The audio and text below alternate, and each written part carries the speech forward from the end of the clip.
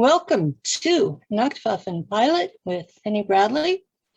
I do have a guest scheduled for today, and he hasn't quite made it yet, so he may show up later. So in the meantime, I'm going to be talking about,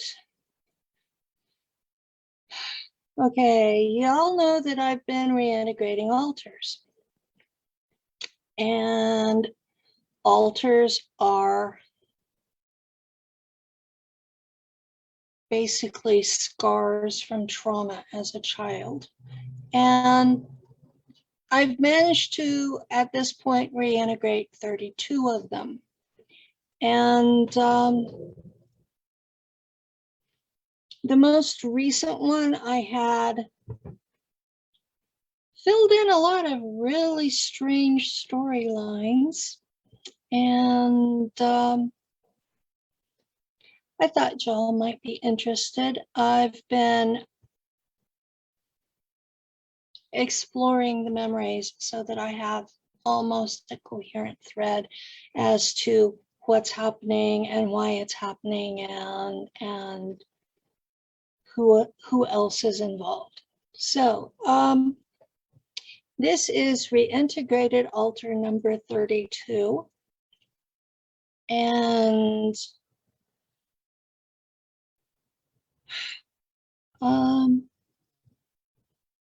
she was a Valkyrie in Nacht Waffen. The group, the Federation of Free German States or Worlds, was trying to create colonies on bare rock planets. No running water.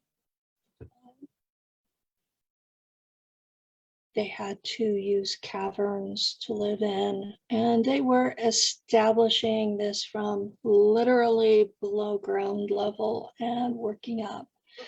And the folks in their already established colonies were pretty much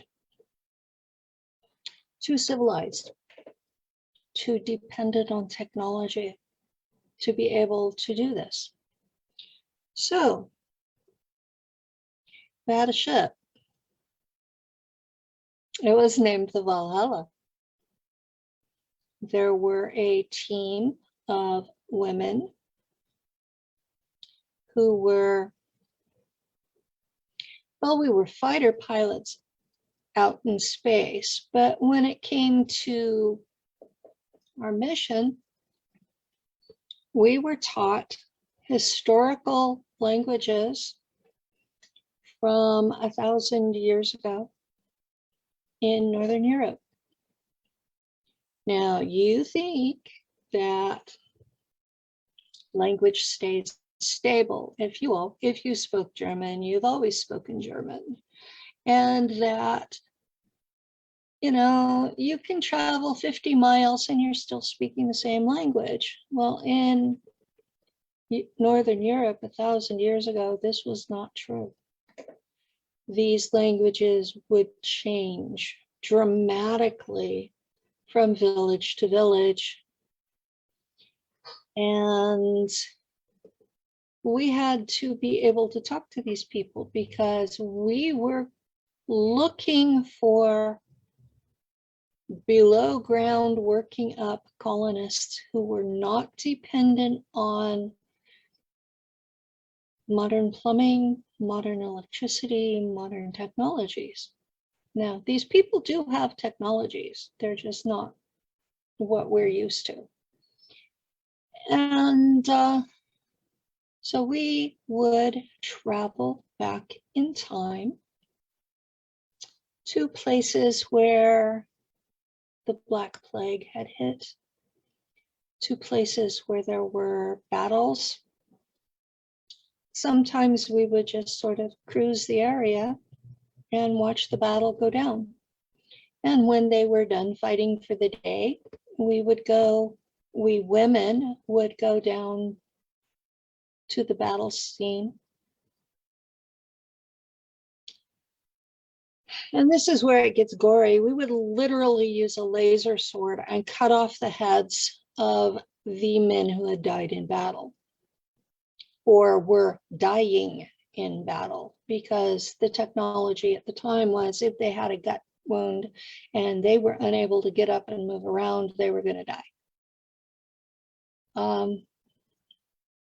We brought those heads back to the ship, and we put them through regen. And then we had to teach them to speak Schwabisch, which is the language that we use in Nacht Waffen. It's a dialect of High German. And so you're taking people from 1,000 years ago who may be a German tribe, they may be a Norse tribe, they may be Saxons, they may be Britons. Those are the earliest recorded people we have in England, are the Britons. All of these languages at that time were very, very different from what they are now. Now, one of the things that they had in common were legends of the Valkyrie, the Valkyries. Some groups called them the Morrigans. But they were a group of women who would come in at battles and decide who was going to live and who was going to die and kill people. And in the Norse traditions, the Valkyrie took the heads and took them to Valhalla, the courts of Odin, and held up the head, and the body would reform from beneath it. Well, we thought we were copying the myth, so we were wearing black smart suits. In a smart suit, you are protected from the elements. If you're hit with a spear, it usually will bounce off. You're protected from lasers and energy weapons, and you don't have to eat or drink while you're in it. So we had a black basic bodysuit that took care of our needs. And over that, we had gold armor, because the legend said that the Valkyrie wore gold armor. And some of the legends talk about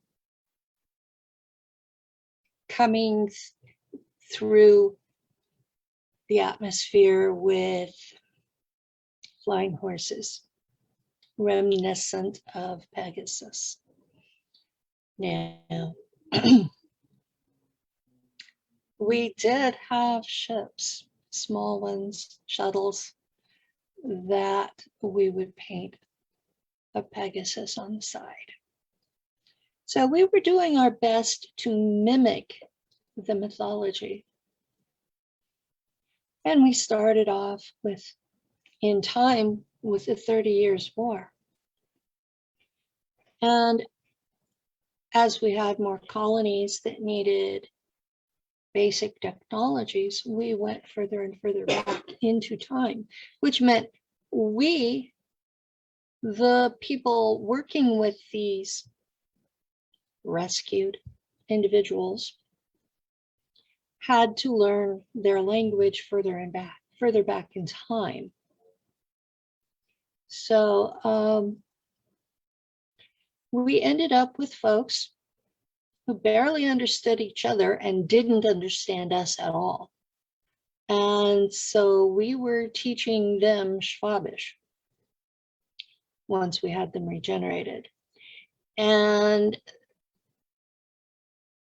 the hard part was finding the women to go with them, because the women were not usually in the battles. And we didn't really want to get women who died in childbirth, because dying in childbirth is already a big deal. So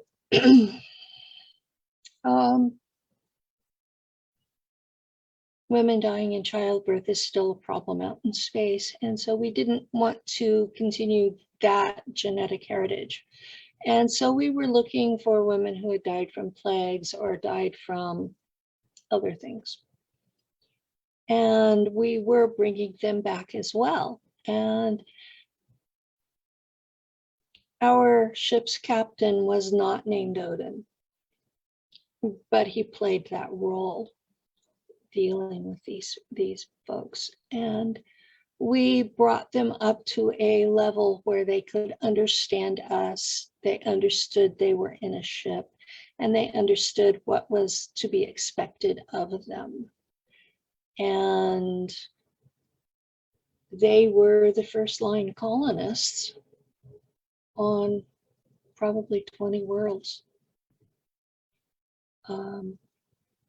Worlds that have, because we were time traveling, those worlds are established colonies that are 400 or more years old, as far as the time they are right now. And that's one of the big stories about the SSP, is when we figured out that hyperspace drive was time travel, it opened up entire worlds of possibilities. We were no longer stuck with the numbers of people that had been rescued to Antarctica, and then the folks like me who had been abducted as children. We were no longer limited to that. We could go back through the entirety of human history on the planet. And genetic diversity was no longer a problem. Okay, genetic diversity is a big fancy word for making sure you're not inbred. A lot of the European royals have had a serious problem with inbreeding. And if you want to see inbreeding at its worst, look at the Habsburg dynasty of Hungary, Austria. By the time that they finished out, those individuals who were crowned heads in Europe were unable to speak, they were unable to eat, they dribbled, could not talk, could not function. They had the mental abilities of not even a 2-year-old.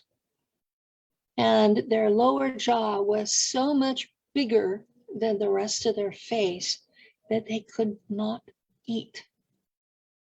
They had to have liquid food dribbled into their mouths. That's what inbreeding does.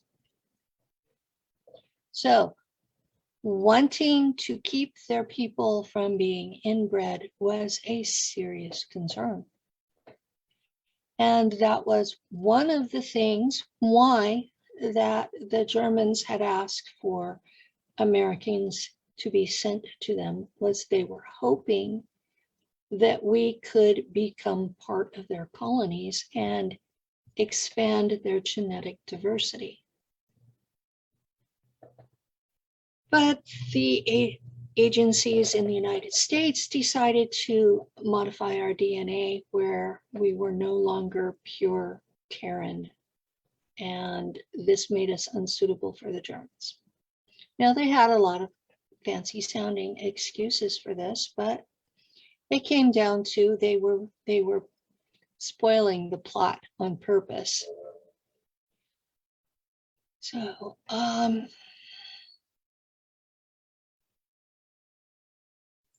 now, okay, you're probably wondering where my producer, Darrell Odin, is.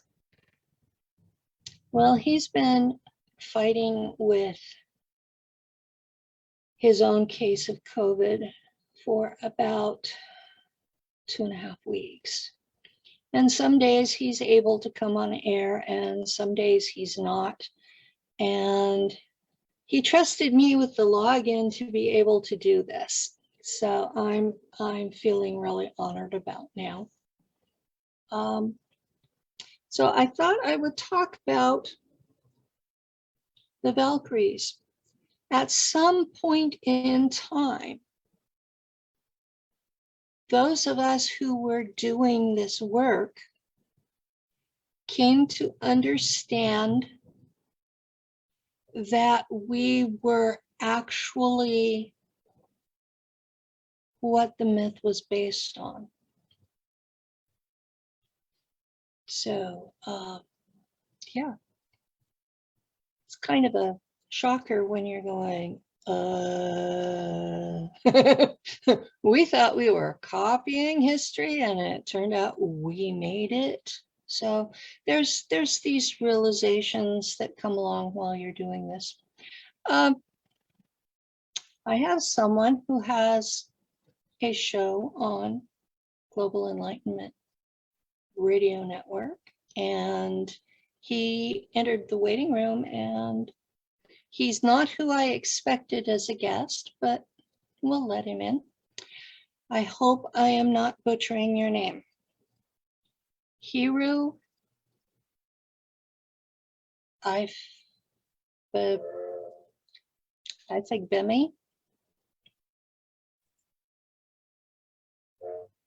Hello?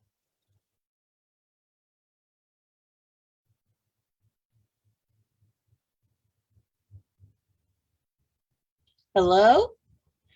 Okay, it says he's connecting to audio and can't hear me yet. Okay, so he hasn't heard me butcher his name. Good. There you are. Hello, welcome to Nacht Waffen Pilot.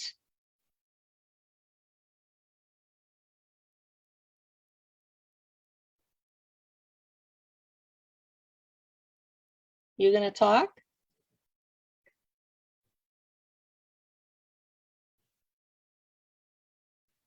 Okay, I don't usually do politics on mine, but it's okay. So what I usually do on my show is document the disclosure community, which is UFOs, ETs, aliens, and the people who have experienced them, and the researchers who try to make sense of some of the stories.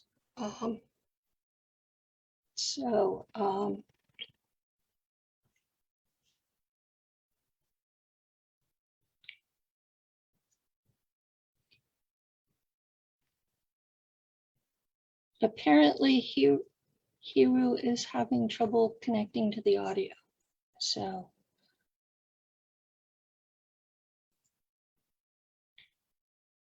okay, now that was the story about the Valkyries. So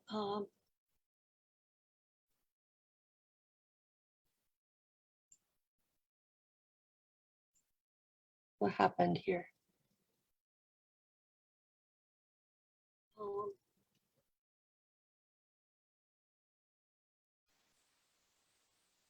Okay, Darrell. Hi,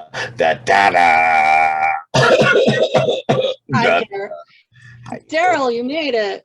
Yes, I did.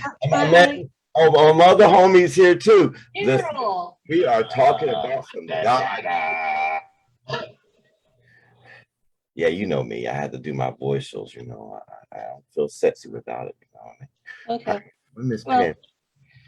I did talk about the Valkyries. I heard that while I was driving in. I was flying, girl. Listen, I don't know how a little bit of rain can make a difference, but a little bit of rain made people stupid out there. Hey, you got my boy over here. He's got his new show. Listen, won't you give him? I'm trying to let him in. I don't know what happened. Well, he should be connecting soon. We let it run till he connects. Hey, let me tell him, just log out and log back in. That's the way we do it around here, That's the way it works the best, yeah. Yeah, because people don't listen, because honestly, Zoom sometimes don't like people, especially their messages. I mean, that's a good way of putting it. I mean, I'm sitting here going, okay, how do I share my intro and how do I get this live? And YouTube told me I could not go live, so we're not streaming that. oh, we're going to be streaming on YouTube in a few seconds. Don't worry about it. I'll take care of that right now from my side. Okay. And you know something? It's a shame, but see, everybody, Jeff Boy Jr., his father died. I know you went through the spiel. Yeah. I didn't go through the spiel. I didn't even say who he was because I didn't want to embarrass him. It's okay. Yeah, no embarrassment. That's my man. He's one of the first hosts on this network, and he's going through trials and tribulations, as they say in the Bible. Oh, my man is here. All right. He's going through some trials and tribulations, and you know something, Perry? I like to introduce a little bit of something. I want to make it special because it's your show. It's your show. So it's going to be special. Big brother, open up, unmute yourself, and talk to the people. You have to unmute the mic. Trust me, I've done it several times. Unmute. All right. Daggone, you're the host. Ask him to unmute. I did ask him to unmute. Oh, girl. There we go. There. Oh, there was a button. Okay. Can't hear you yet. Can't hear you yet. You have to unmute.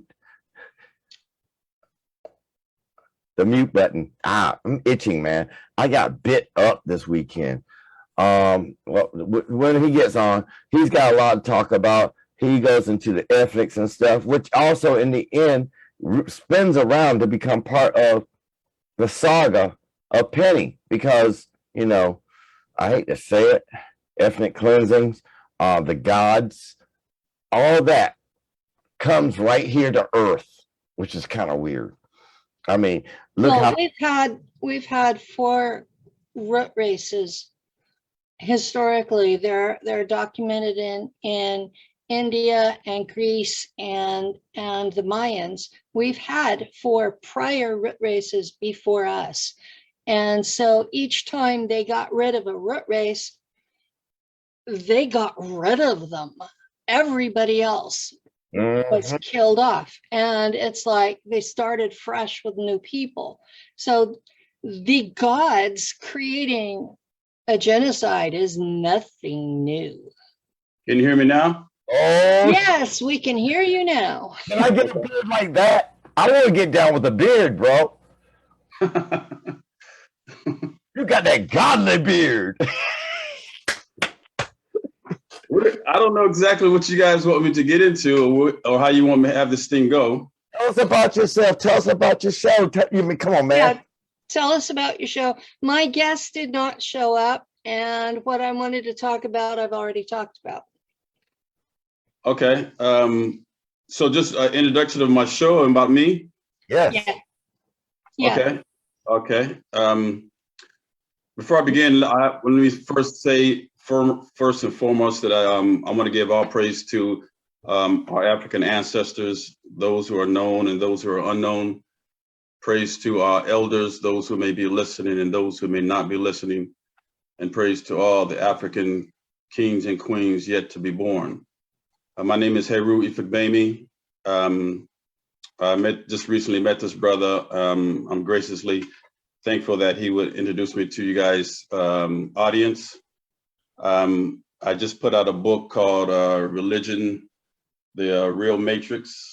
It's about African spirituality from mythology perspective. It is it's a book that is very critical on religion, not just Christianity, but on Islam, Christianity, and Judaism. As far as myself, I came up as a Christian for the first 22 years of my life. I joined the military when I was around 19. I was introduced to someone who was a Muslim. I didn't know too much about Islam. Of course, like I said, I grew up as a Christian. He gave me, at that time, it was the late 80s. So he gave me a cassette on Malcolm X. And I told him I didn't really know. I remember Malcolm X. He was a good guy. Yeah, I didn't know too much about Malcolm. The only thing I knew about was Martin Luther King. So he gave me the book on Malcolm, a cassette on Malcolm. I listened to the cassette, and I immediately got back to him and told him that I needed to find some more information on this individual named Malcolm. So he gave me another cassette, and he gave me a third cassette. I listened to all three cassettes. After that, there was a library a few blocks from the base. I went to the library and I got every single book on Malcolm that I can get, devoured the books.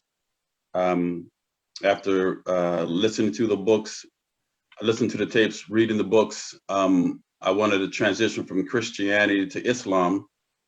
And the reason why I wanted to do that is I was taken back that a Black man in the 60s can speak so bluntly about the condition of Black people in the 60s and do it so unapologetically in the 60s. So because of that, I told myself whatever religion he was, I wanted to be that same religion. So I didn't necessarily join a mosque. I didn't necessarily take the Shahada. Shahada is it's a declaration that an individual takes that you say that there's no God but Allah and Muhammad is his prophet. You make that declaration to as your introduction to becoming a Muslim. I didn't do any of that. I just wanted to be what Malcolm was. After that, I like I said, I want to know everything about Malcolm. I didn't have too much love for the Nation of Islam and Minister Farrakhan because of my, at that time, my idea that the whole plot of Malcolm being killed was mostly done by the Nation of Islam. So I didn't want anything to do with the Nation of Islam until he gave me a tape, another cassette by Minister Farrakhan. And I listened to several tapes by Minister Farrakhan, and then I came in conflict of Malcolm and the Nation of Islam because Malcolm, he spoke from a more of a political standpoint, and Mr. Farrakhan spoke from more of a spiritual standpoint. And so I was interested in both type of teachings. And so I left the military. I joined, I went to a class in Beaufort, South Carolina. There was in Beaufort, South Carolina, there's a military base there that teaches recruits, Marine recruits. I was dating a young lady there and she told me about the class there. I went to the class. I was the only civilian there. They were teaching nothing but recruits about Islam. There was 2 military men that were teaching Islam. I went to the class as a civilian. I met the 2 brothers there. One brother was getting his ex in the Nation of Islam. When you get your ex in the Nation of Islam, you have to ask the same way how Malcolm Little got Malcolm X. You have to go through a series of questions. You have to answer them 100%. You have to sell the final call paper. That's the paper of the Nation of Islam. You have to come to FOI class. FOI class is the military men's class in the Nation of Islam. You have to do all these things before you can get your X. And this individual who was teaching the young recruits, he was on the verge of getting his X. And he was also, him and the other individual were getting ready to leave and be moved to a different duty station. And they asked me if I wanted to continue teaching the recruits. I told them I had very little knowledge on Islam, but I would do my best. So they left. It was 10 recruits there. It was a big military, it was a big religious building. Out of this big religious building, they had like 10 classrooms. One was for the Jewish class, the Jewish religion. One was for Catholicism, Baptists, so on and so on. And then they had the Islamic class, and there was like 5 people in the Jewish class, 10 people in the Baptist. It was 10 in our class. So I started teaching. It went from 10 to 20, went from 20 to 30, and from 30 to 50, and 50 to 80. So what you have to understand is you have in the Jewish class there's 5, and the Catholic class there's 8 to 10, Baptist there's 10, and then you got 80 black men and women in this class learning about Islam, taught by a civilian. So I was told to come to the speak to the military leader of the I don't know what his title was, but he was over the whole facility, and I was told to come speak to him.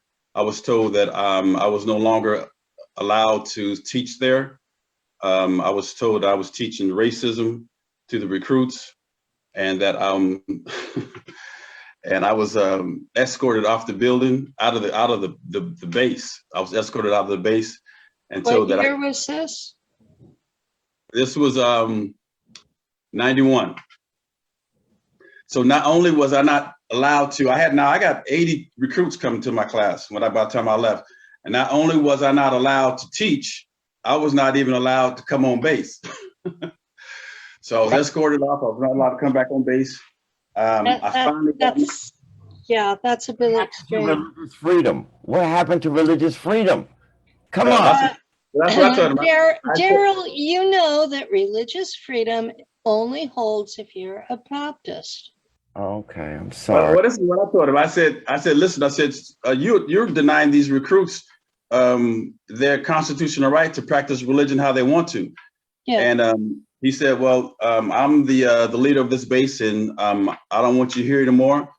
And so I said, well, I know you don't want some media outside your base and reporting that you're denying religious freedom to these recruits. And the beauty about me telling him that was I was a civilian, so I didn't have any fear of speaking to him how I wanted to speak to him.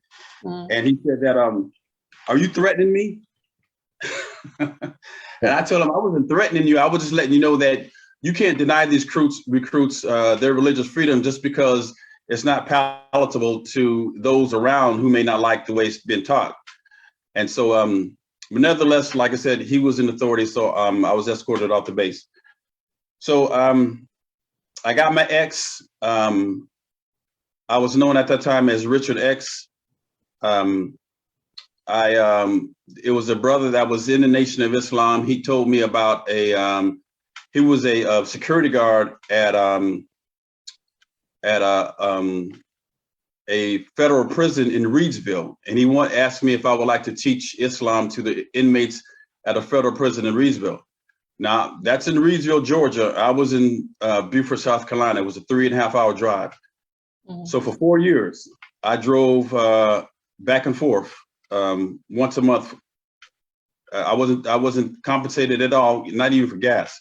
I taught the inmates Islam at Reidsville Federal Prison for 4 years.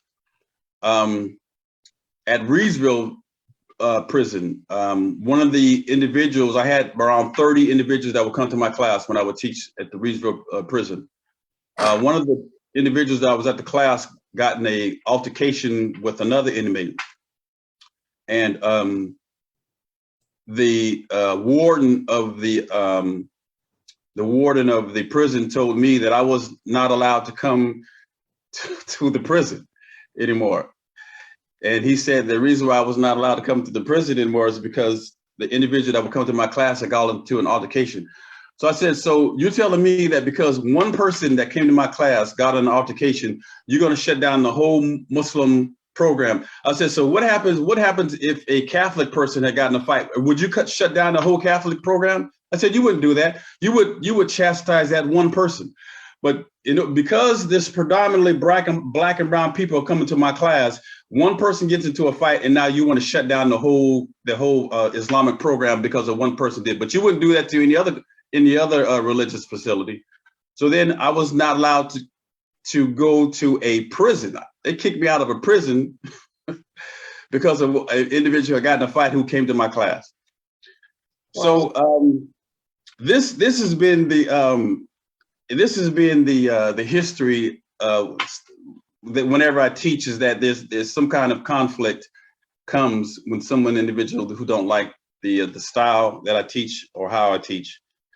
But my transition from Islam into where I'm at now came from I would push the newspaper in Beaufort, South Carolina. I would push the Final Call newspaper. And there was a brother who had a health store. His name was Laila Africa. He has many books out. If any of you don't know anything about him, his name is Laila Africa. He has I would say about anywhere from 12 to 15 books out. And he's easily able to be found on the internet as far as on YouTube. He has many videos on YouTube. But he had a store at that time in Beaufort, South Carolina, and I would go and drop 10 papers off. And he was into African spirituality. And so when I would drop the Final Call paper off at his store, he would give me information and never get into a debate with me on Islam or about religion, but he would just drop little jewels on me and then walk away. And one time he gave me a book called Destruction of a Black Civilization by William Chancellor. And Cynthia Martinez has spoken of that book too. Let's go. Go on. Yeah. And when I read that book, that was the introduction of me leaving Islam, because in the book I found out that 1,000 years before slavery under the European, the Arab in the 5th and 6th century enslaved African people. Yep. So I asked myself, I said, you didn't like, you left Christianity because of the way Christianity was forced into the slave, but now you follow Islam, and the Arab did it 1,000 years before the European, and in some cases the Arab was even more brutal in their treatment to the European. And I said to myself, I'm not sure that the Arabs could be more brutal than what I've read about what happened after the doctrine of discovery. No, but they still hold slaves today in Africa. Well, the reason why I say that is because there were according to the book, there were instances where even the European had chastised the Arab, but that they were being. And I agree with you. I want to say that I agree with you that, all the hell that Black people caught under slavery, that it's hard to imagine another people treating Black people as more brutal as what we experience under the European colonialism called slavery. But even the European had chastised the Arab by their treatment of Black people. But even I don't want to really get into the debate of who was worse. My point is that you left one religion because of the brutality, but now you're following another religion, and they practice the same brutality against African people. And so you calling yourself a Muslim, and the Arab was just as brutal. And so I said to myself, what are you doing in Islam? If that was your reason to leave Christianity. And at that point, I started leaving Islam, and I started being more critical about Islam, as far as the treatment of women in Islam, as far as quote unquote Prophet Muhammad having 11 wives, one of them being 9 years old. I'll go over that on Wednesday. And so these are the things I really didn't delve into when I was a Muslim. I wasn't really critical of Islam when I was a Muslim until I got out of it, and I was able to look at Islam more critically, and then that was my transition leaving there. So I had a Church of Christ background. You're in the South, so you understand what that means.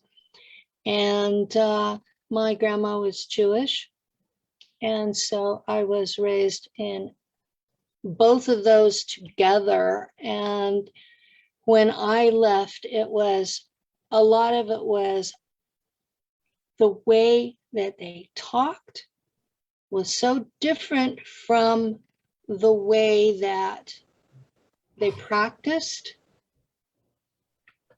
right. And the actual practice was so harsh.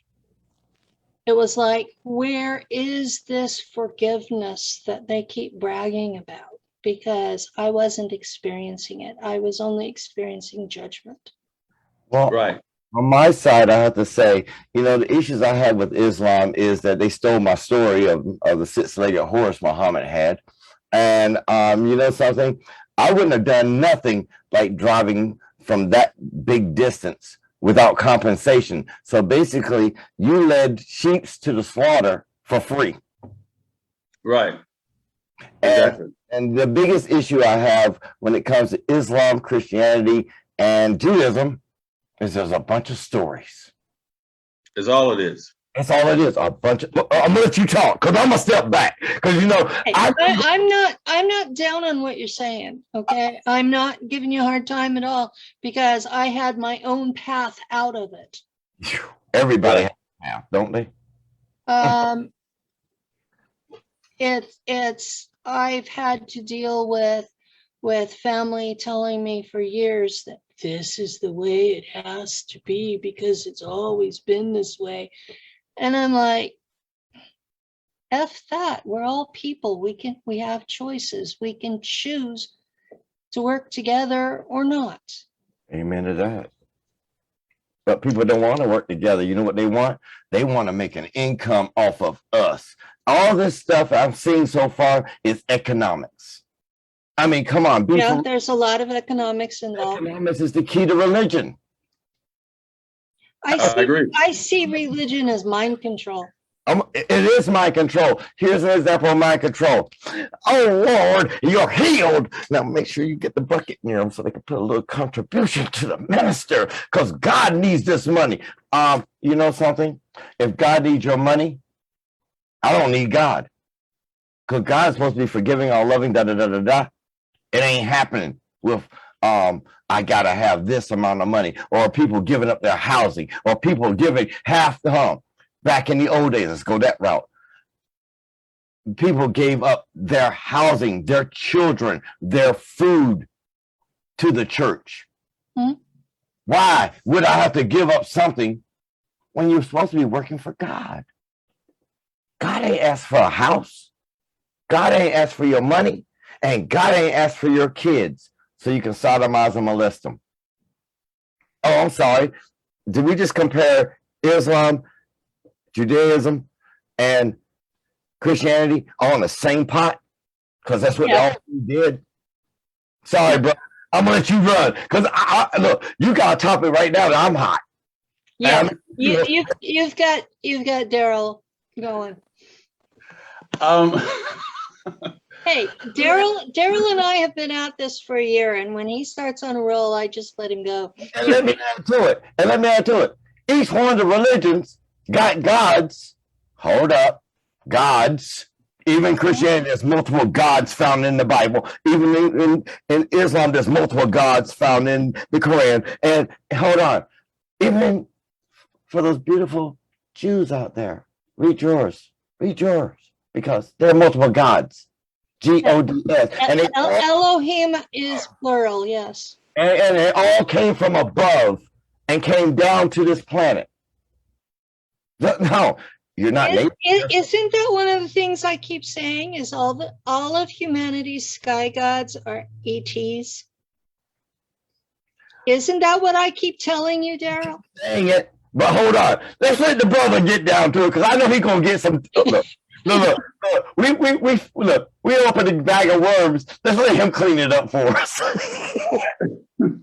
I just want to give an introduction, and I don't really want to go into too deep until Wednesday. But I do want to say this, that on Wednesday, I'm gonna.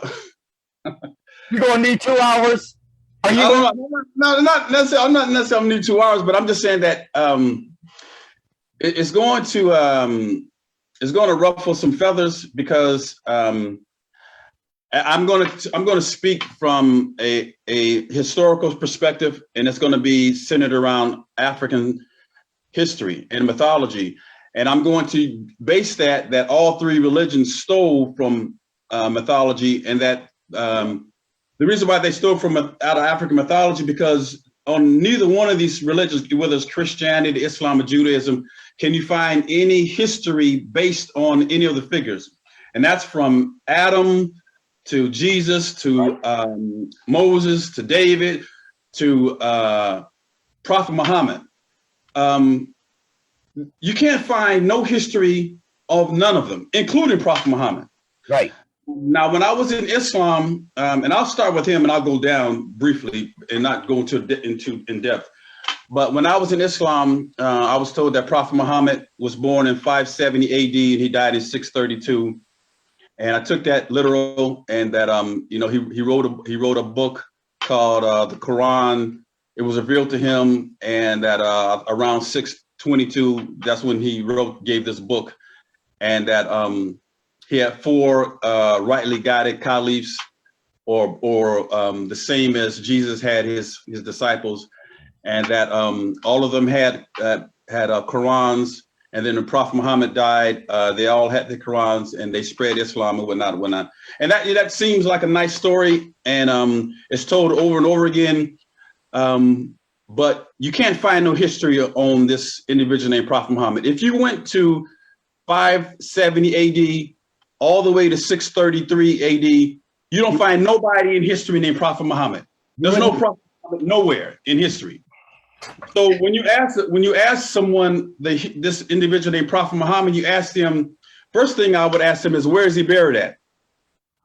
That's the first thing I want to know, is where is he buried at? That's a good question. That's a good question. And so you can't tell me that Prophet Muhammad is buried under in Jerusalem under the third holiest mosque, which is the one with the golden dome, because that particular mosque was not built into probably 700 AD. So if he died in 632, it wasn't there whenever the Crusader states were. Right. So it's much younger than that. The mosque. The Dome of the Rock cannot be earlier than 1200. Well, I'm gonna take difference to that, because there have been lots of things built there over the centuries, but the Dome of the Rock as we have it now. Yeah. I'm not talking about as we have it now. I'm talking about the actual building, because there's actual inscriptions on it around 800 AD. Right. There's actually inscriptions of Allah is the prophet. I mean, Allah is the one God. And that was now, I'm not talking about the same building. I'm sure they built over that, but I'm talking about this building that they call the Dome of the Rock in Jerusalem. Okay. And the reason why I say that is, and I'll have the book with me that talks about this individual named Malik, who supposedly made the term Muhammad into an actual person, because the name Muhammad is a title. It's not an actual person. Just like the word Buddha is a title. It's not an actual person. Just like the word Christ is a title. It's not an actual person. Yeah. So you have someone turned Jesus and gave him the name Christ as if his first name was Jesus and his last name is Christ. Yeah. The actual term Christ, which is a English term, But if you go back into the term Christ, if you go back to Greek, it's Christos. It's the same word. But the thing is that under European thought, all knowledge starts with the Greek. And so everything goes from Greece on. So you talk about anywhere from 500 BC, 600 BC on. But they never tell you where the Greeks got their knowledge from, where the Greeks went to get taught at. And even well, they do. If you listen to the details, it says they went to Egypt. Exactly. Exactly. But that's the thing is that they'll tell you that they went to Egypt. But the clever thing about saying that they went to Egypt is it's kind of ambiguous, like Egypt is in the Middle East. Egypt is in Africa. So you talk about, but the thing is that they don't want to use the term Africa. They rather say they went to Egypt, as if that's not Egypt is not a part of Africa. So you talk about these individuals named Greeks, Romans wouldn't be taught by Africans, but they don't want to say that. They want to say they went to Egypt, and Egypt is a late word. It's a late term. It's a contemporary term. Right. And the African never used the word Egypt. They used the word Kemet. Hmm. So this is the things I wanted to go into and to understand that getting back to this Muhammad again, that it's a title. It was never a person that existed in history. Jesus in itself, even if we went to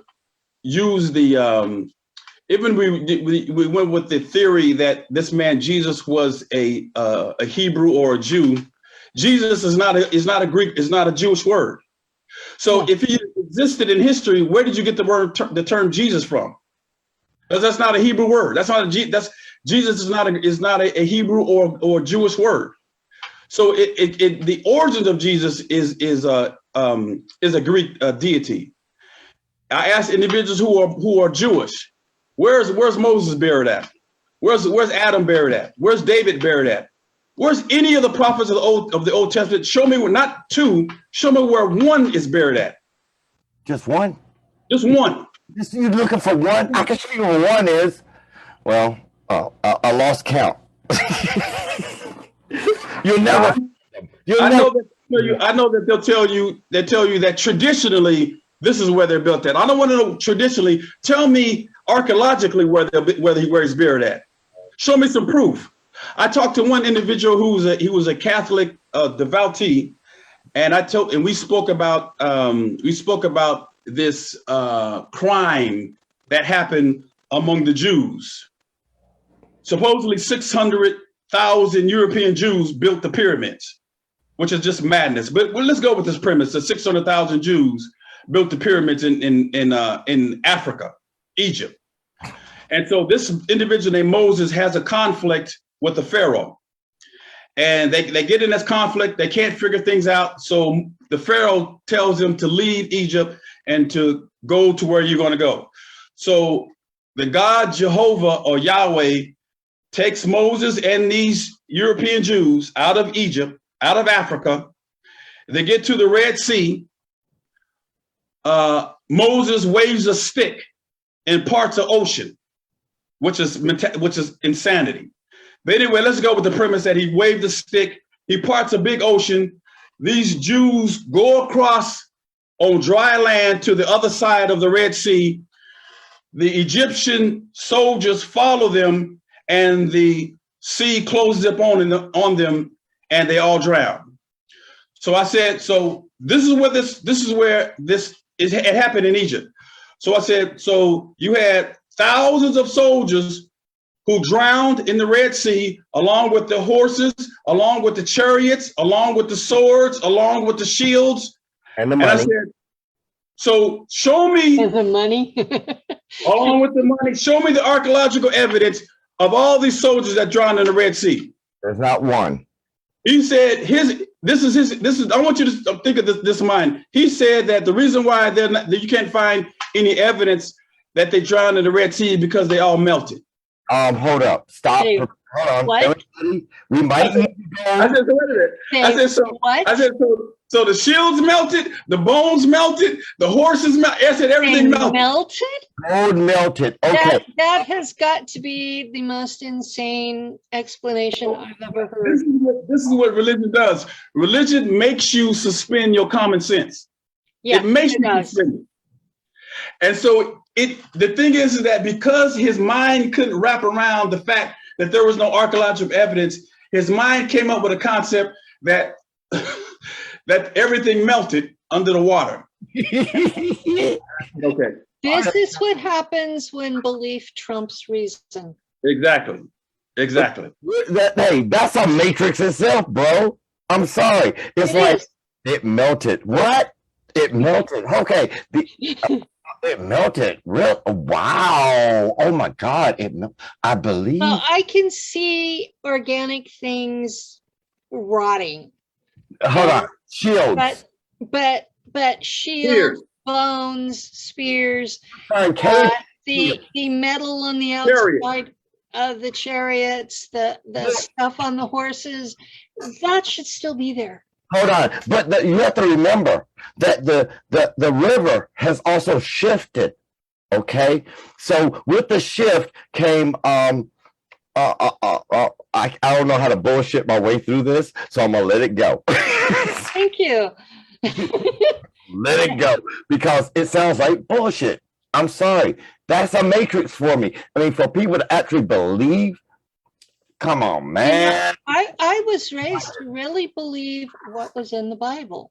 And that was part of the problem that I had all along, was because I was the science math person and I was being told I had to believe this book literally as the holy word of God and that it had preeminence over anything else. And I'm looking at this and it was like my brain had to split to be able to do that.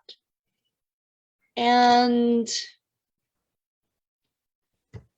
it has to, your brain does have to split to be able to do that. You're right.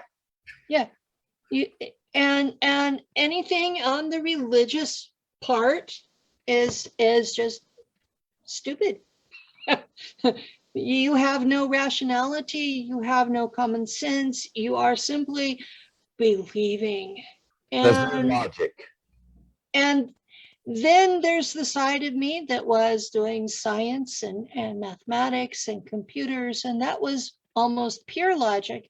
And at some point, the two of them got into a big fight, and I stopped believing any of it. And oh, my necklace. This is not a cross. No, it's not.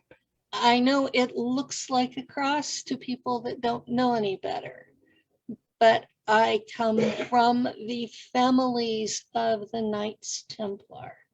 So this is a symbol of my family. Just not like my religion. the arc on his arm. What is a necklace pennant, bro? That is cool. Huh? The pennant you're wearing, what is it? That is cool. It's like a 5-pointed star. The one I'm wearing? Yeah. It's a goat. It's a goat. Oh, shoot. Hold on. Darrell, you didn't recognize the goat when you saw it? Oh, my God. Now people are going to say, he's satanic. He got a goat. No, he's not. I get in enough trouble for being from the Knights Templar families. Yeah. But, it's like... And the thing is that, when Christians see me wearing this and they say that, why are you wearing that thing? It represents the devil. And then, so again, like I said, I hate always having to explain things, but sometimes you just have to. And so the next thing I ask them, I say, okay, tell me the scripture in the Bible. Just tell me one scripture in the Bible where the devil is described as a goat. No. Name that scripture. Hold on, everybody. Get your Bibles out. Find it. There's not one. Search it. There's not a place in the Bible that Satan is named either. Nope. So I said, then I say, Satan is a creation of the Roman Catholic Church. so I say, so then where did you get this? If there's no description of the devil or the Satan being a goat, where did you get it from?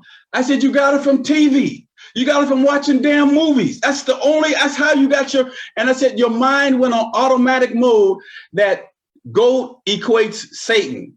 I said, but it's not in your Bible. So I said, it's a damn goat. It's all it is. But I'm only trying to move your mind to not think that what you see on TV is real. It's only a damn goat.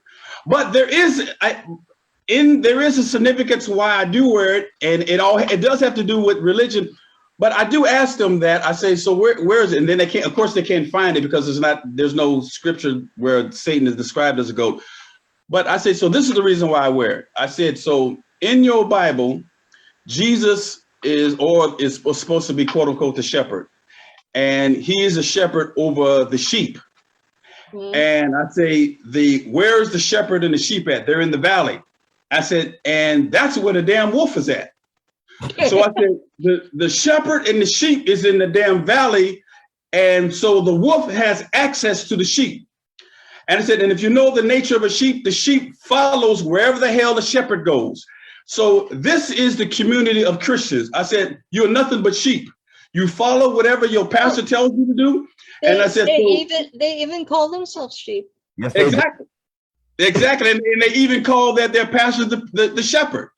So I said, so whatever the apex of your pastor's thinking is, that is going to be the apex of the sheep. It's going to be rare that the sheep is going to be able to surpass their shepherd's thinking. You're not going to be able to think outside of his scope of thinking. You're not even going to want to go outside what your pastor or shepherd has told you. I said, but in contrast, the goat is on top of the hill. He's in the mountains. I said he is far away from the wolf. The wolf don't have access to the goat. The goat is an independent thinker. The goat is on high. He's not in the valley with the sheep. He thinks independently. He roams independently. He does what he wants to do. He thinks independently. So I said, this is the premise of why I wear this. It has a damn thing to do with no devil. Doesn't have a damn thing to do with no Satan or the Bible. I said, I'm just telling you that I'm an independent thinker. My mindset tries to think on high, on a higher level. And I try to think in contrast of those who call themselves sheep, who are nothing but followers, who are always in the preview of the wolf. That's why I wear it. But you're thinking automatically, because you equate it with a damn movie that you saw of Satan being a damn goat. And I said, this is the mindset of most people. So anyway. hey. We got you all of We down. So, okay. but I just want to tell and those who may be in the religious vein of thinking, I'm not here to bash Christianity, Islam, or Judaism. I'm not trying to get you to get out of Christianity, Judaism. I'm only asking you to think critically of where you're at. If you want to stay in religion, that's fine. But at the same time, the religion that you're under, you should be able to have a foundation under you that's concrete. And if I'm able to chip away at your foundation, then you maybe want to think differently on the foundation that you stand on. Because I don't have any problem with someone saying that they want to question my belief, because that helps me sharpen my own steel. If someone wants to question my belief, or they want to question my theory, that helps me go back to the lab and say, listen, this person brought up a critical point. Maybe I need to go back and check on this. But most times when I try to I have a healthy conversation with individuals in religion, because they don't, most times, I can't indict all Christians, but most times the only book they read is the book that they follow, which is the Bible. And I've been told many times that if it ain't in the Bible, I don't want to hear it. So I was raised with that, and I got into a lot of trouble as a kid, because I read everything that came to my hands. Exactly. But how can that be bad? And that shows you the fragility of religion, where if you read anything outside of the Bible, that it becomes a threat. And go ahead. I'm seeing that same kind of thing happening in some of the, they tell me that they're spiritual, that they're not religious, but it's these groups that are stuck in a dogma. And if you step outside that dogma, they squish you just as hard as Christians do. And, I'm listening to them creating their church with their dogma, and they're doing everything that the churches have done. Right. And, because I talk about the disclosure movement and I talk about what they consider to be a fringe topic, they assume that I'm religious. Nope. And they start slapping me with religion every time I open my mouth.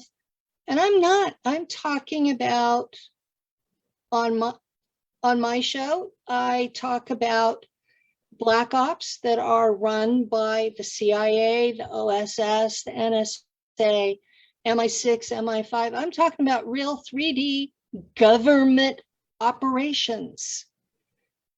And every time I turn around, I'm getting slapped with somebody's religion. and it just drives me crazy, because I'm trying to expose these black ops that are kidnapping children and say, there's nothing we do out there that you can't have consenting adults for. Right. And there's plenty of stupid people that'll want to go into space. They don't have to keep kidnapping children for it. I agree. And that's real. It's real. No religion to it. So I don't understand what the conflict would be if you're not even dealing with religion. I don't understand why they would even have a conflict with that. And religion would even need to come up. But it comes up every time, doesn't it, Darrell? Mm-hmm. I mean, here's a shocking one. European Court of Human Rights grants the Vatican immunity for cases of pedophilia. Yeah, because the Vatican is a country, not a church. But hold on, they grant them human rights immunity? Yeah. For pedophilia? Yeah. Hold on. So if the turn for the United States is to go towards Europe, we already got the Islamists doing the same thing. We got the Jews doing the same. Oh, honey. Okay. If you thought it was just one group doing it, you're wrong. It's every time that there's a religious group where you got one person in charge of the whole group and they kiss his ass, he does whatever he wants. He's either raping the women or he's raping the kids. Can I get it? Doesn't matter the name on the door. Can I get an amen? Yeah. I got do the facial expression with it. It doesn't matter.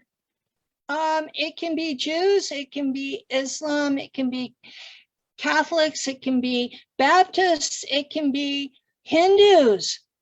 Do you have any idea how many of those gurus have gotten in trouble in the last 20 years for sexual misconduct with their followers? But we want to hear in the United States now, don't we? And it's all going crazy, and it's only when they do something stupid like brand them that one group got in trouble because they were branding them with hot irons, Cattle. like they were cattle. They got in trouble, but they were just being tossed as a sacrifice so the public would think something was being done while everybody else is continuing to do the same shit. You know, that's the reason why I wanted his show on the network, because I know for a fact he's going to show with all these news articles that are out there, He's going to show, number one, y'all a bunch of sheep. Y'all need a new shepherd. I got a big one over there for you. Well, I did a blog in I did a blog in 2012 where I did a research article about pedophilia, and I covered every religious group everywhere I turned. It was all over the place, and it wasn't even hidden well. Ain't it a shame? And all your people want to talk about the Duns and the secret trafficking of children. There ain't no secret no more. It's not secret. No. What's the secret at? They take aborted babies and use them for organs or adrenochrome. They take old people that are dying in rest homes, and they promise them, well, we can regenerate you and you'll be pain-free. They don't tell them they're going to be slaves in an off-world program. They're trafficking everything out there. And it's a whole continuum. It's not just the kids like me that they took for these black ops. It's a whole continuum. And there are millions of kids every year. How do you miss 1 million kids missing around the world? How do you miss a child? Listen, how do you miss seeing missing kids? Right. It's impossible. Well, go ahead, brother. Go ahead, brother. Go ahead, keep digging, because you know something? You're opening our minds up to things that are happening now with what you're saying. That's why I'm in love, bro. Look, I give you a big old sloppy wet kiss. Let's go. Like I said, I'm not here to make anyone leave their religion. I just want them to think. I do abhor religion with every breath I have. I can't stand all, because I think religion is the biggest slave maker that there is, because it makes you think of space ghosts is the one who controls yourself when you have responsibility. I mean, if you need a job, you can't sit your ass at the house and think that job is going to knock on the door. And you can't pray to Jesus, or you can't pray to Muhammad.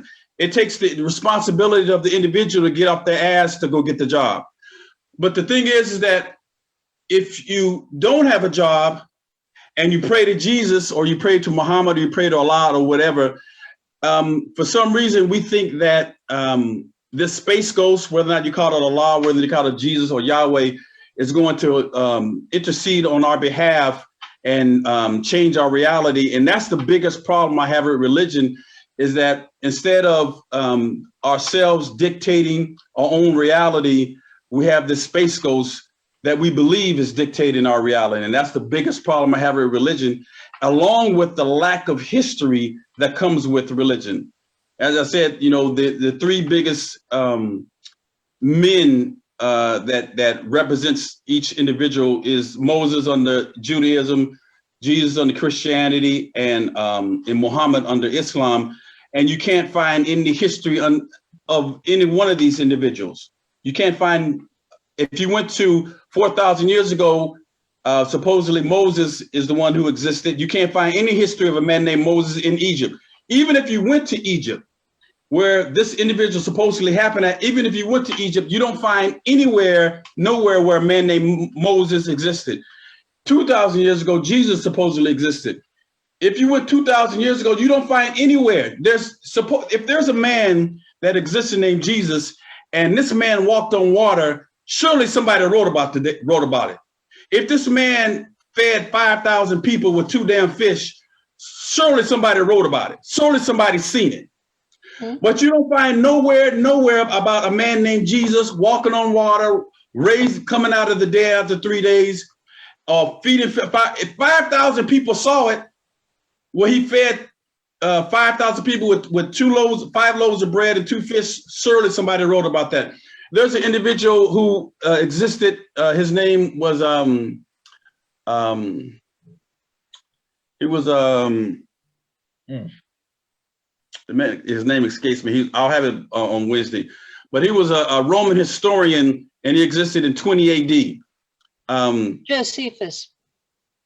Well, Josephus, he was around 60 AD, but and they said that in the writings of Josephus, they say that that Jesus, he wrote about Jesus, but in the writings of Josephus, there's that was an insert that was a fraud. Exactly. It was not only was it an insert, but it was only a paragraph. Certainly, Jesus, if he existed, would have been afforded more than a simple paragraph.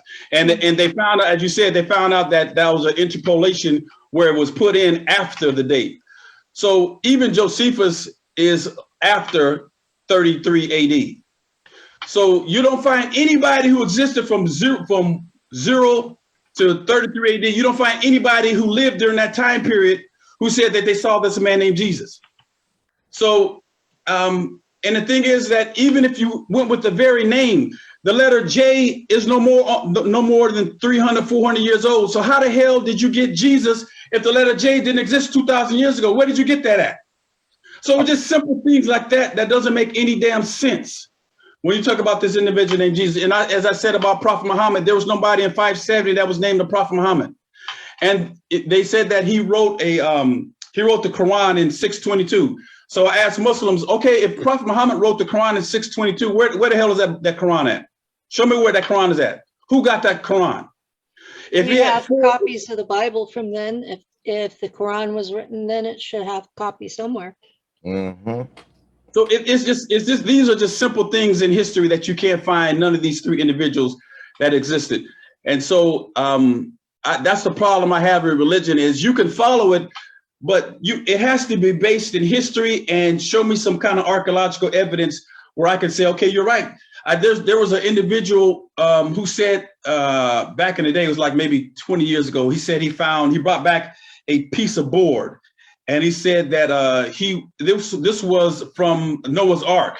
And he said he went to Mount Ararat and found Noah's Ark, and he found a piece of the Noah's Ark. It was just a piece of board. And so it said, well, if you found it, then where the hell is the rest of the boat at? Help us, show us where the rest of the damn boat is at. Well, of course, he couldn't find it. It'll be a stone by now. Exactly. So it ain't gonna be. My point is that he said he found a piece of board that was actually the Noah's Ark, but he couldn't show you where the rest of the damn ark was.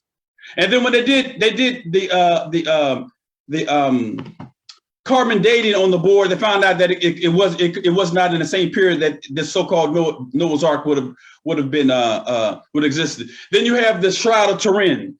They said that this individual. You have this image on the Shroud of Turin, and they said that this is Jesus. That could have been a goddamn mailman. Who the hell said that that's Jesus?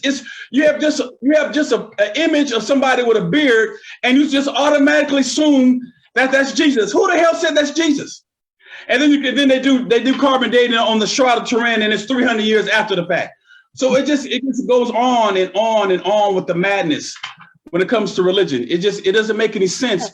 And so I said, you can follow religion, you can keep it, but I'm just saying that it show me where it has some kind of history basis or some kind of archaeological basis, and then we can communicate. But if you say that you have faith, I can't argue with that. I can't debate with that because your faith, it has no substance.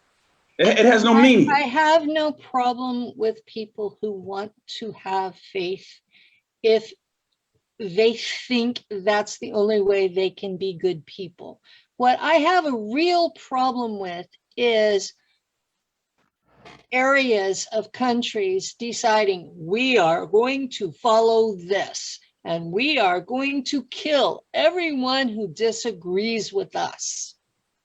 There have been more people on this planet of all races murdered over which version of Abrahamic faith they did or did not worship. Exactly. That is because I've been looking through the comments on Facebook because we're Facebook Live right now. And some of them are like, well, are we still on step one? Yes, we're still on step one. There are many, many, many people out there who have no clue, who think that their religion is the basis of everyone's life. Sorry, guys, it's not. And we are engaged in several wars ongoing that on every obvious level, they're religious wars. So-called Christian America destroying Islamic Middle East. What we're really fighting over is oil and lithium and gold and poppies. Yeah. Exactly. But what it appears is Christian America is destroying people because they're Islamic. And this is wrong. I mean, come on, guys. You're going to play sky gods here. Be reasonable. Why are we sacrificing our sons and daughters to go fight this war just because those people over there are worshiping a different variation of the same sky god? This isn't rational. Well, all I got to say is this. All I know is, to be honest, J wasn't a letter. The image you got of Jesus on your pennant is a Pope's son. And if you keep walking the path you're walking, you're going to believe anything. Oh, yeah, that was Cesare Borgia. See? He was the son of Pope Alexander IV. Yeah, I do know my history. You know, it's just, you know, I get, if you look at the historicity of any of these guys, things just melt away and you're left with the same kinds of myths that they accuse the pagans of having. And I'll be honest, there are books that go with a lot of the pagan religions. Mm-hmm. They're just as religious as Abrahamists are. They have their own belief system. And you know something? There was a good statement that was put in the chat room. We're not fighting wars. We're fighting corporations. The corporations are doing this and division. Hey, businesses have been doing this since the beginning. I mean, come on now. You think business were not done during the Greeks, during the time of, you know, the Turkish Empire or any other empire that was out there? They had to do business. They had to do sales. And what's the best thing to sell? Not just you, but your beliefs. Mm-hmm. Tell me about it. Go ahead, bro. Give us some more wisdom, because in the last few minutes, I want to speak on mythology. When she mentioned about mythology, the beauty about mythology, unless it's taken out of context, the beauty about mythology is that I think the people during that time understood it as mythology. I'm talking about the antiquity, understood it as mythology. And the thing is that the people were supposed to delve into the mythology and extract out a different meaning, what it means to them. It was never supposed to be taken literal. It was mythology. So it's, for instance, you have the mythology of Osiris or Osar and Isis or Set and Heru or Horus. And Isis is the husband of Osiris, and Osiris is killed by his evil brother Set, which is where you get the word Satan from. Mm-hmm. So he's killed by his evil brother Set, and Set chops him up in 14 different pieces and scatters his body over throughout the world. His wife Isis, she gathers all of the bodies and she puts the body back together. The only part she's unable to find is the phallus or the penis.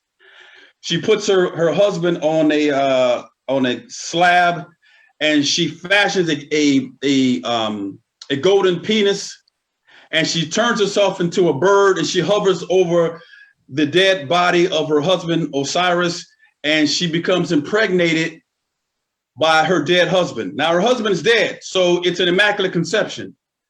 And from this immaculate conception, she produces Heru or Horus, and Horus, it becomes the one who combats the one who killed his father, Set.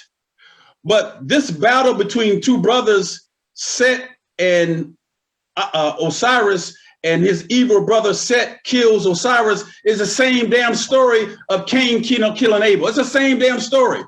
Right. So then she produces this son, and Set represents chaos, Heru represents order, and it's a constant battle in the world between order and chaos. But it's mythology. But at the time that this mythology was written, everyone understood that didn't really happen.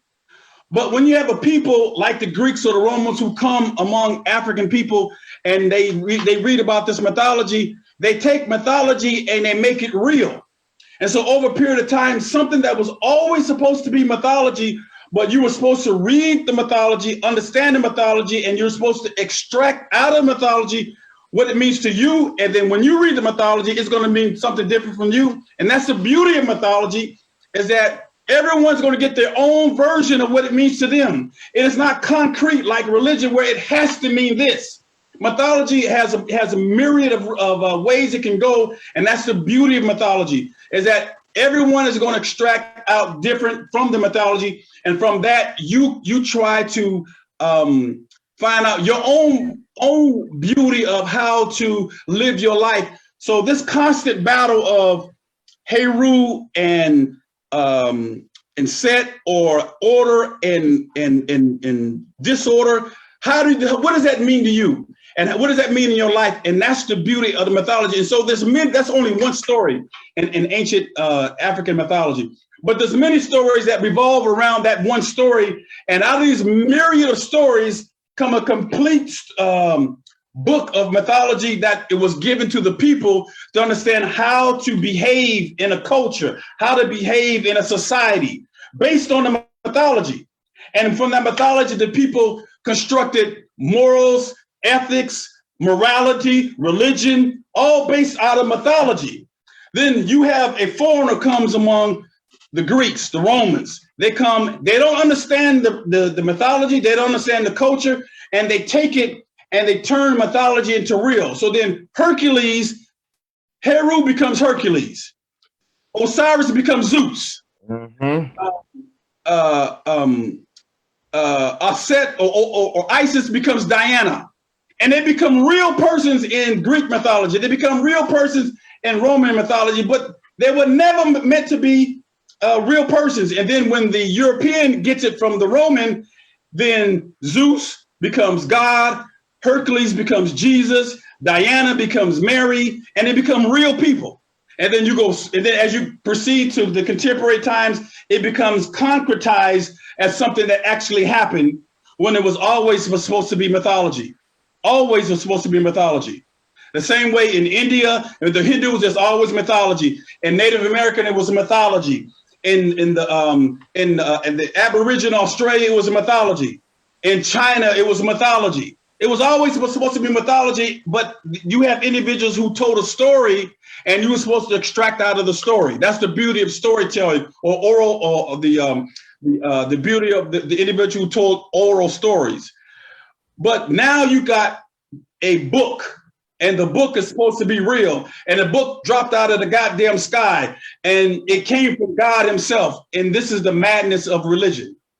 Mm-hmm. And so I just wanted to lay a foundation of where I'm coming from, and going into a little more detail. But again, like I said, if that's your thing, and like she said, if you want to stay into it, and that becomes something that you need to rely on, because people need to rely on religion, because that's the only thing they have. And you don't want to take that from them, because a lot of people can't stand on their own if they don't have some kind of God concept there to help them. And I understand that.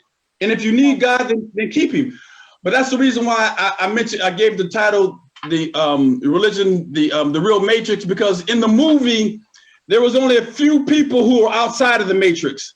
And then Morpheus says, that everyone else are not ready to be unplugged. The masses of the people who are sheep, who are under their religious shepherd, they are not ready to be unplugged. And so he said, Morpheus said, it's dangerous to unplug someone who's not ready. That's true. That's where the masses of the people are at. The masses of the people are not ready to be unplugged. So you got to leave them where they're at. You got to leave them where they're at. And those who are ready, they will come. And then those are the ones that you try to teach. But for the masses of the people, they want to stay in that where they eat the Captain Crunch in the morning, they go pay their taxes, they go to church, and they stay in the same oblivion of what's going on in the planet.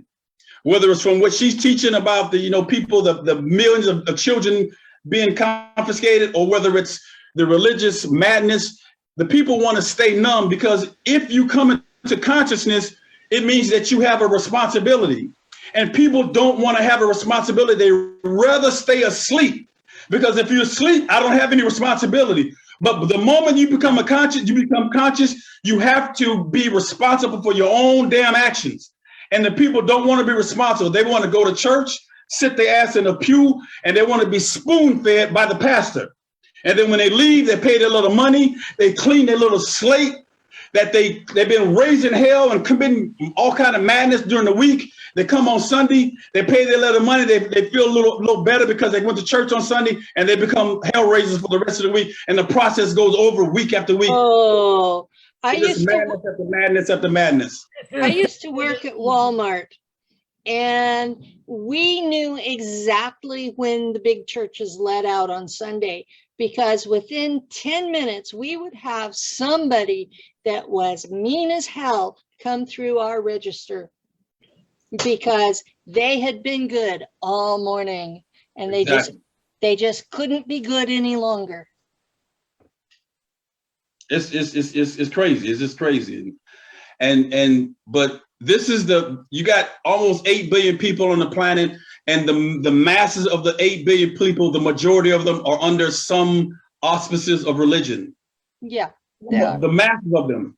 And so, and you can't tell them that their daddy called Jesus or their daddy called Muhammad or Allah is not bigger than their daddy over here. My daddy got more bigger muscles than your daddy. And it's just all this madness that's going on with religion. And it's hard to talk rationally to people who believe in space ghosts. Pretty much, yeah. That's a good way to put it. It's really hard to. I've been public talking about what happened to me as a kid for 5 years, and I'm still confronted by people who believe in space ghosts, as you put it, every single time. And it was so bad that Darrell had to talk me out of quitting. Didn't you, Darrell? Multiple times, because guess why? Because everybody wants to equate their ideology, their theories, their isms, and they don't want to see it through another person's view of life, what they had to suffer, go through. As they say in the Bible, the trials and tribulations. Yes. Yeah, well, I've been talking about 3D real stuff, criminal offenses carried out by governments. And you would think that would interest people, but it doesn't. They want to throw religion at it. And in fact, I had an interview yesterday, and at the end of it, the guy says, well, I usually like to have something positive at the end. The government screws you over. And I was like, I don't see anything positive at all about what I talk about. I've been a slave. I've been dragged around. I've been transported in trucks. That's something positive there. At least I got a free ride. The positive is all the times they've tried to kill me, they haven't succeeded yet. So there you go. Yeah, I'm still here and I'm still running my mouth, and Darrell's putting up with me, and we're getting close to the end of the show. And I would like to say welcome to the network. Oh, dang. You went on first. Damn, Penny. You jumped the gun, girl. I haven't said anything yet. Welcome to the network. All right. What's the network? Global Enlightenment Radio Network. Oh, yeah. I mean, we fought hard. We want real people. We want the truth. We want people that can tell the truth. We want people that can open your eyes. We want people that can give you the feeling and make you feel good and make you walk the right direction instead of going out there smacking somebody upside. My show doesn't always make people feel good. And that's not your responsibility. It's not your responsibility to make people feel good. You know, your responsibility is to tell the truth. I tell the truth, or I have guests on and I encourage them to speak their truth. Yeah, and I think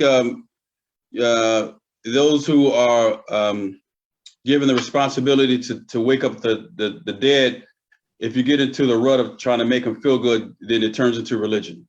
Yeah, and that's it does. And I'm not about religion, and I sure as hell don't want anyone worshiping me. Oh, hold on. Oh, praise be Lord Penny. I'm going to send contributions to you. You know what I'm going to do? I'm going to burn. You know what, Darrell? Awesome. I'm going to a conference the first week of next month. If people want to send donations towards that, I'd be okay. Oh, those who want to go to it, it's 5D events, and we're going to be at the Golden Nugget the 4th through the 7th of November. See, somebody's having some fun. I got to sit back here and man the battleship because, you know, everywhere I look around, there's a war getting ready to brew. I got a war on economics, a war with this crazy ass Biden who doesn't want nobody to go up in space but himself because he's somewhere in some damn galaxy far, far away. We got a vice president that's just lost. I mean, she can't even get an applaud except for her stupidity. And we got a bunch of shows on this network that people need to be listening to and spreading the word on. So if y'all got any intelligence out there, please tell the truth and spread the word, because guess what? We ain't feeding you no bullshit, no lies. And if you think it's bullshit, take it to the host, like I tell you. I don't argue with my hosts because I know they're going to tell the truth. Truth is always there is. If you don't like it, that's your problem. It's going to be the truth. Deal with it. It's the truth as we see it, and most of us are adaptable enough that if we're shown what we believe isn't the truth, then we change. Miss Anne Christine Fontaine, yeah, my girl. She goes, I'll be there too. Hi, Anne. Well, I enjoyed it, and I appreciate you allowing me to be on your show, and I look forward to next Wednesday. But I'm glad you came.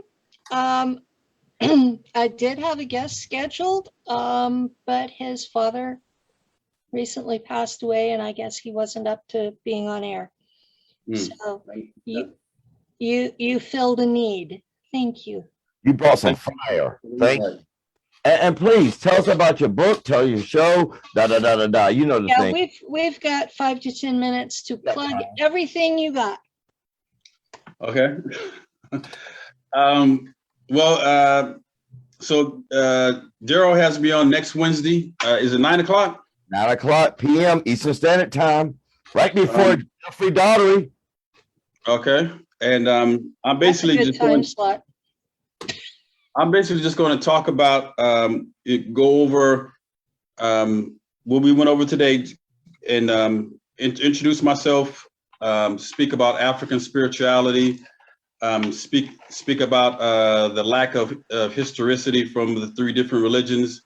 As I said, my book is called Religion, the Real Matrix. It's about African spirituality, and it comes from mythology, from the perspective of mythology, and to delve into the mythology and to extract out what it means to you.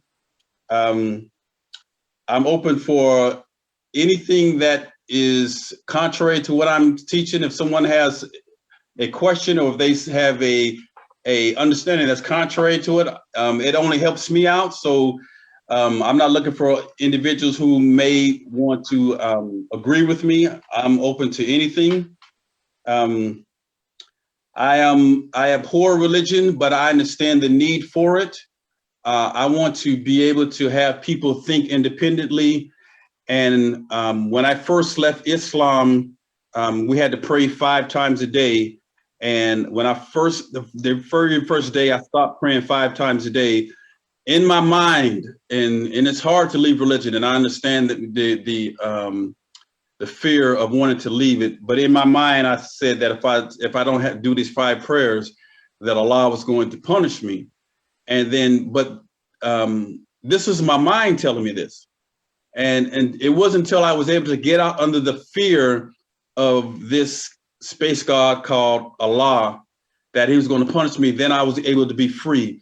And it's one thing to, I can't explain how it feels to be free from religion, to be free from the fear that someone or something is going to get you if you don't act right, if you don't do this, if you don't conduct yourself like this.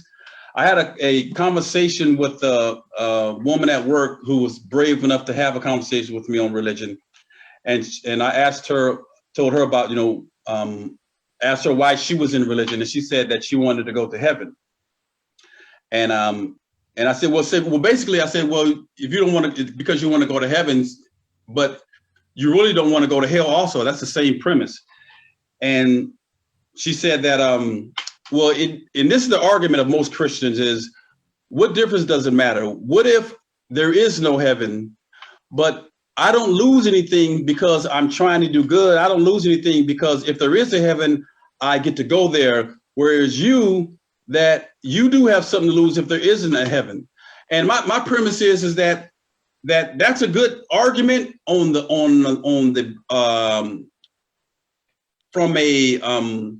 an elementary perspective. But the thing is that it is all about the motivation. And the motivation is that you're conducting yourself as good as you possibly can be because you want to go to heaven. And the contrast with me is that I'm conducting myself the best I can be because that is the most humane thing to do. So I agree with that. Motivation of why I'm doing it is because it is humane to conduct yourself, to not kill somebody, not rape a woman, not beat a child. It's humane to do that. But you're doing it because you want to get to heaven. So look at the reason why you're doing it, the motivation why you're doing it, and look at the motivation why I'm doing it. And so that's the difference is that you should try to be a good person because that's what a human should do, as opposed to trying to get a reward. And so that is the beauty about being a real spiritual person. When people say they're spiritual, but they still follow some doctrine, is that you're not under the auspices of a God. You're not under the auspices of a so-called holy book. You don't have to go to the beauty about not having to go to a building is there's no building that's more divine than the self. I don't care about no cathedral. I don't care about no mosque, no masjid. There's no building that is more divine than the human body. There's nothing that is more divine than the human mind. So where are you going? Where are you going to find God? As opposed to it, God has always been with you because it's in self. And your own Bible tells you that the kingdom of God is within you. So where the hell are you looking for it at? If Jesus himself told you the kingdom of God is within you, and that's where it's always been. But the problem is religion got you looking in space or got you looking to go to some church for it. And that is the reason why I said it's the biggest slave maker, because you are already divine. You don't need to do anything other than yourself. Try to be the best human that you can be. Try to treat others how you want to be treated. And then the world will change when you start with self. But as long as you're trying to force people to believe like you want to believe, follow like you want to follow, then we will always be in the muck and mess that the world finds itself in. Good God. Penny, you can do whatever the hell you want to do with this one. I know. I'm taking the mic off. We're getting to be time for Miss Ramona. Okay. So you do. I'm going to be making you the host so Okay. that you can. Yeah. Yes, I want to change the host. Pour the fire into the ice, and Miss Ramona wants to hop in. I know she does. Listen, all I gotta say is the fire that this man has is nothing but real. Oh, I'm not complaining a bit. Can't complain. It's just point blank. I mean, the kingdom of God's within you. Well, I know I butchered your name earlier, so I'm not going to attempt to say it again. But at this point, I'm very glad you came and filled in my need, and I appreciated it a whole lot. And I appreciate you inviting me. And I hope your show does well. Appreciate it. Thank you very much. I'm impressed. I'm proud, and you know what I'm gonna do? I'm just gonna shut the hell up because it's so. Well, I'm going to check out, and you need to remember to turn off my live stream. Okay. I'll talk to you later, Darrell. I'll text you tomorrow. All right, and this was Nacht Waffen pilot with Penny Bradley. She went from space to the human race. And listen, I talk about the human race even when I'm talking space. Yeah, but this is space right now. This is that 3D space, that 3D human race. I'm impressed because when I'm talking about what I do out there, that's 3D. That's not religion. No, it's not. And these people got to realize that in the end, we're only human. Exactly. Exactly.